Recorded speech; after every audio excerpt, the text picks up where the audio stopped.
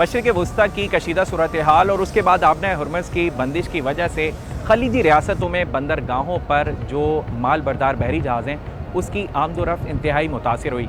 उसका असर ये हुआ कि जो भी माल बरदार बहरी जहाज़ थे वो री रूट हो के पाकिस्तान की जानिब है, यानी कि पाकिस्तान की बंदरगाहों पर गैर मामूली रश देखा गया। पोर्ट हुकाम ने भी इस बारे में मुख्तलिफ बयानात पोर्ट हुकाम के सामने आए, जिनका कहना था कि जो ये गैर मामूली सूरत हाल थी, इसमें जो कराची पोर्ट हैं, कराची की जो बंदरगाहें हैं, इस पर रिकॉर्ड इजाफा देखा गया शिप्स का।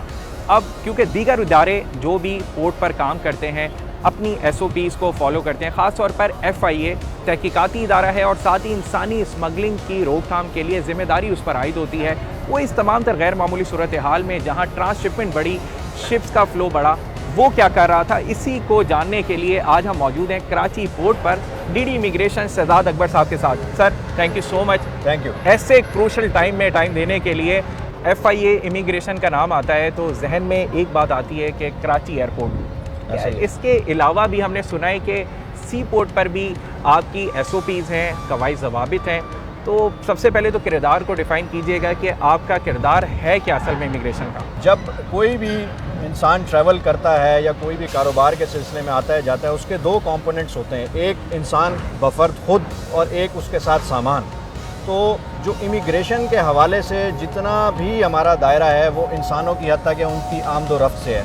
सी पे भी अगर हम देखें तो जितना भी क्रू मेंबरशिप्स के अंदर होता है वो पाकिस्तान में आते हैं या पाकिस्तान से जाते हैं, उन तमाम का तमाम जो डॉक्यूमेंट्स हैं सारों की चेकिंग है, उनकी इमिग्रेशन है, वो तमाम FIA चेक करती है। तो सी पोर्ट पे भी एक हमारा बहुत बड़ा डोमेन है और आजकल चूँकि ये गैर मामूली सूरत हाल है तो हमें अपने सीनियर्स की तरफ से, अथॉरिटीज़ की तरफ से, जिसमें हमारे मिनिस्टर साहब हैं, हमारे DG साहब हैं, उनकी तरफ से ये कहा गया है कि हम जिस तरह फैसिलिटेट कर सकते हैं तमाम शिप्स को हम फैसिलिटेट करें। अच्छा, गैर मामूली सूरत हाल का जिस तरह आपने भी जिक्र किया, जो मशरिक़ वस्ता की कशीदगी है वो कहीं ना कहीं पाकिस्तान के लिए किसी न किसी सतह पर, ख़ास तौर पर जो बहरी जहाज़ रानी का एक पूरा शोबा है, इसमें कोई मुस्बत चेंज लाई थी।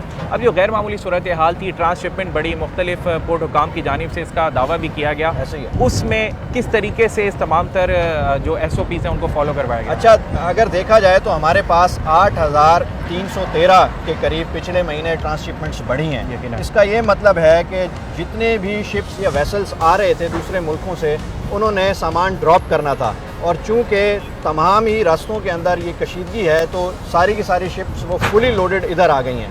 तो इसकी वजह से जो कार्गो लोड है वो पाकिस्तान में काफ़ी ज़्यादा बढ़ गया है और जिस तरह फिर कस्टम के जो हमारे भाई हैं वो भी बहुत ज़्यादा काम कर रहे हैं। FIA भी इसी तरह जो क्रू के सारी की सारी चीज़ें वो देख रही है, जिसमें हमारे पासपोर्ट्स आ जाते हैं, सीमेन बुक्स आ जाती हैं, शिप लॉग्स आ जाते हैं, क्रू मेंबर्स की लिस्ट आ जाती है, sign in sign off document हो जाता है और फिर हम शिप्स पे जाके चेक भी करते हैं फिजिकली और पूछते भी रहते हैं कि कोई परेशानी किसी किस्म की हो रही है तो हम उसको अच्छी तरह से फैसिलिटेट करें। यानी कि ये बात तो वाज़ेह हो गई है, अगर आप DD इमिग्रेशन इस बात को कह रहे हैं कि जो इंसानी स्मगलिंग की रोकथाम के लिए जो आपका किरदार है वो इस गैर मामूली सूरत हाल में भी उसको देखा गया है और SOPs को फॉलो किया गया है।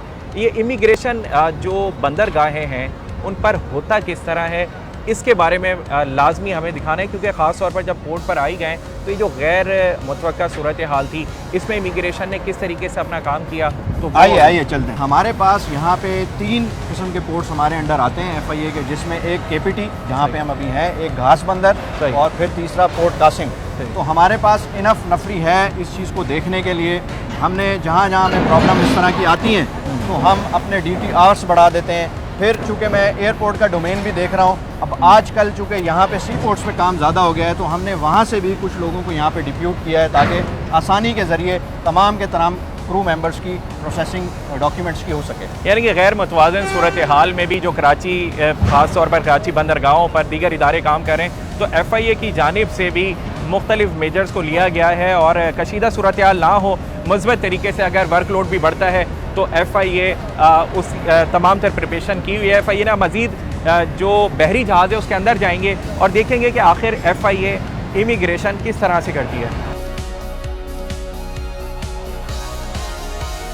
शहजाद साहब ये बताइएगा कि अब तो हम डेक पर आ चुके हैं, पोर्ट का व्यू तो क्लियर आ रहा है, ख़ास तौर पर जिस शिप पर हम मौजूद हैं कौन सी कंट्री से ये आया है और कौन कौन से वीज़ाज़ देखे जाते हैं, किस तरीके से लीगलाइज़ करते हैं आप लोगों को? अच्छा, ये जो शिप जहाँ पे हम खड़े हैं ये लाइबेरिया से हमारे पास आया है। क्रू की पूरी लिस्ट होती है, वो हम चेक करते हैं, फिजिकली आके वेरीफाई भी करते हैं कि इन केस कोई बंदा ऐसा छुपा हुआ तो नहीं है। कई बार क्योंकि सी रूट हमारे पास बहुत बड़ा है, एयरपोर्ट की तरह नहीं है कि हमारे पास एक फ़नल बना हो और वहाँ से सारे पैसेंजर्स में जाना हो। आप सारा देख सकते हैं, एक बहुत वास्ट हॉराइज़न होता है सी का।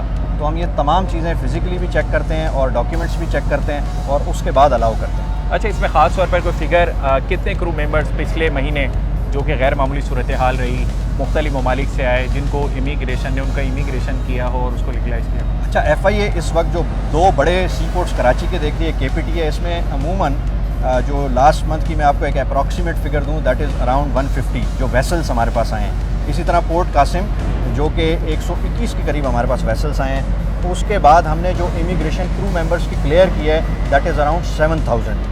तो ये हमारे पास है। लेकिन इसके अंदर जो इस वक्त हमारे जो एक गैर मामूली सूरत हाल है वो है ट्रांसशिपमेंट्स की, जो ट्रांस कार्गो है वो सारा। तो वो उन्होंने तमाम दूसरे मुल्कों में ड्रॉप होना था और अभी चूँकि सूरत हाल ऐसी है कि कहीं पे भी शिप्स जाके लग नहीं सकता और सामान ड्रॉप नहीं कर सकता, वो तमाम हमारे पास 8313 वो इंक्रीमेंट है, वो चीज़ें हैं जो ज़्यादा दबाव हमारे पास कार्गो का इस महीने फरवरी मार्च के महीने में हम कह सकते हैं, जो कि कराची KPT की तरफ आया है। अच्छा, अब ये जो तमाम तर क्रू का किस तरीके से इमिग्रेशन होता है, क्या SOPs होती हैं, अगर वो दिखाएं हमें? बिल्कुल, चलिए। आज आपको फर्स्ट टाइम ये दिखाएंगे कि FIA इमिग्रेशन अगर कोई बहरी जहाज डेक पर लगे तो उसका इमिग्रेशन किस तरह करती है। डीडी साहब बताइएगा, क्या SOPs फॉलो की जाती हैं, कौन कौन सी डॉक्यूमेंटेशन होती है, कोई वीज़ा वगैरह भी होता है ऐसे क्रू का? अच्छा, इसके अंदर जैसा मैंने आपको पहले ही बताया कि हम कुछ डॉक्यूमेंट्स चेक करते हैं। जैसा ये आपके सामने क्रू लिस्ट है हमारे पास, ठीक है, जिसमें इंदराज होता है कि कौन-कौन आए, सारे कौन कौन आए। हमारे पास 19 लोगों का इसमें इंदराज है। ठीक है। इसके बाद ये अगर हम देखें, इनका पासपोर्ट है, हम इसके ज़रिए कैप्टन का ये पासपोर्ट चेक कर रहे हैं। इसमें हम इशुएंस डेट देखते हैं, एक्सपायरी डेट देखते हैं। फिर ये हमारे पास सीमेन बुक है, इसमें भी हम यही चीज़ें चेक कर रहे होते हैं और उसको फिर टैली भी करते हैं हमारे बाकी डॉक्यूमेंट्स के साथ। इनका जो लास्ट टाइम विजिट है उसको भी देख रहे होते हैं, इनकी जो ट्रैवल की पूरी हिस्ट्री होती है वो भी चेक कर रहे होते हैं और साथ ही साथ इसमें इम्बार्केशन डेट जो है वो भी चेक करते हैं। और इसी तरह फिर तमाम क्रू को हम जाके चेक करते हैं और उसके बाद जो इमिग्रेशन में इन केस एनी प्रॉब्लम आती है तो रेलेवेंट मिनिस्ट्री या रेलेवेंट जो भी डिपार्टमेंट्स होता है उससे कंसल्ट भी करते हैं। ठीक है जी, तो ये तमाम तर इमिग्रेशन के प्रोसेस के हवाले से डीडी साहब ने बताया कि किस तरीके से क्रू की डॉक्यूमेंटेशन की जाती है। SOPs को जिस तरह जो एयरपोर्ट है उस पर फॉलो किया जाता है उसी तरह यहाँ भी है, लेकिन तरीक़ेकार दूसरा है क्योंकि उसमें आम पैसेंजर ट्रैवल करता है। यहाँ ये शिप का क्रू होता है जिसकी एक डॉक्यूमेंटेशन है, उसको SOPs को फॉलो किया जाता है चाहे किसी तरह के भी हालात हों। आखिरी सवाल डीडी साहब से करेंगे ये कि ये बताइएगा, अभी तो गैर मामूली सूरत हाल थी तो ये तमाम तर मैनेज हुआ, अब अगर इन केस पाकिस्तान में इंशाल्लाह शिप्स का लोड बढ़ जाता है, क्योंकि पाकिस्तान ने अपने आप को प्रूव किया है कि वो किसी भी सूरत हाल में अपने आप को प्रूव करवा सकते हैं और वो करवाया भी है। ऐसा ही है। तो क्या समझते हैं कि ये इमिग्रेशन के अमले की रिक्वायरमेंट भी ज़्यादा होगी यहाँ और फिर जो फैसिलिटेशन है उस पर फोकस ज़्यादा रहेगा? अभी तो एयरपोर्ट पे ज़्यादा फोकस नज़र आता है। अच्छा, इसमें आप ये देखें कि अभी एक क्राइसिस सिचुएशन में पाकिस्तान के जितने भी डिपार्टमेंट्स हैं, जिसमें कस्टम्स है, FIA है, डॉकयार्ड अथॉरिटीज़ होती हैं, बहुत अच्छे तरीके से काम किया है। और जब ये जैसे ही हमारा ट्रेड और सारी चीज़ें बढ़ती हैं तो हम तो वैसे ही प्रिपेयर्ड होंगे सारी चीज़ों के लिए पहले से। अभी इतने अच्छे तरीके से मैनेज हो रहा है, आप तमाम चीज़ें देख सकते हैं। आप ख़ुद मेरे साथ आएँ कि किस तरह सिस्टमाइज्ड तरीके से गवर्नमेंट ऑफ पाकिस्तान जो है जितने भी हमारी इस तरह की शिपमेंट्स आ रही हैं, ट्रांसशिपमेंट्स आ रही हैं, उनको सपोर्ट कर रही है।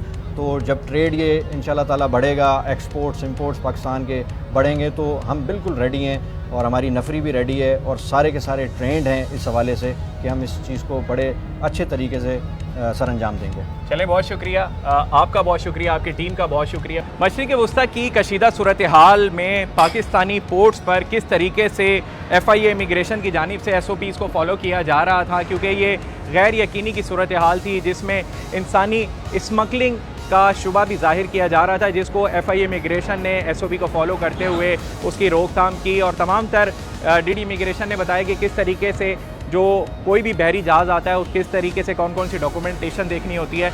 बताया गया कि गुज़िश्ता माह 7000 से ज़ायद क्रू मेंबरान का जो डॉक्यूमेंटेशन है उसको देखा गया। इस तमाम तर सूरत हाल में पाकिस्तान के हर इदारे ने ये प्रूफ कर दिया है कि कोई भी मुश्किल वक्त हो, इदारा अपने कवायद ज़वाबित के मुताबिक काम करता है और पाकिस्तान को सपोर्ट करता है।